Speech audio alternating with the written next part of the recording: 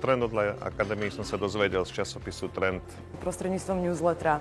Bolo to osobné pozvanie. Teší ma, že Trend Online Academy je populárnou vzdelávacou aktivitou. Účastníci si uvedomujú, že trend online marketing sa vyvíja. Preto sa treba neustále vzdelávať.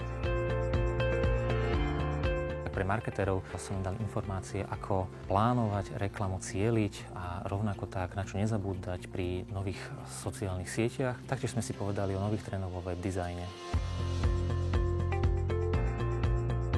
V online marketingu môžeme využiť množstvo rôznych kanálov, či už sú to sociálne siete, vyhľadávače, e-maily a ďalšie kanály. No a pre každého online marketera je dôležité potom následne tieto aktivity vedieť aj vyhodnotiť.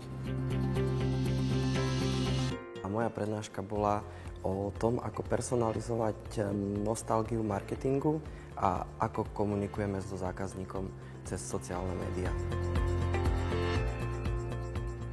Moje prednášky by si mali ľudia odniesť hlavne to, že by mali identifikovať používateľov svojej stránky a na základe toho maximalizovať potenciál tejto stránky.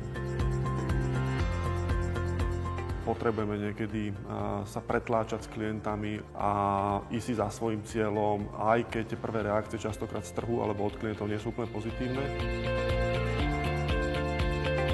Ta hlavní message je jít za svým snem a nebát se ničeho a nenechat se ovlivňovat lidma, který se snaží nabourat ten náš plán. Mne sa veľmi páčila rozmanitosť tém, boli tu case studies a taktiež panelové diskusie. Najviac sa mi páčila realistickosť a priamy kontakt s publikom. Najviac ma zaujímali nové trendy v online marketingu.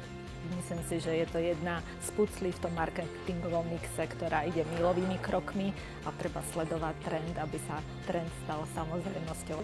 Vždy je tam minimálne jedna inšpiratívna myšlienka, ktorá vás niekde nakopne a niekam posunie. Každý, kto chce uspieť v online marketingu, sa musí v dnešnej dobe vzdelávať. A preto je tu Trend Online Academy.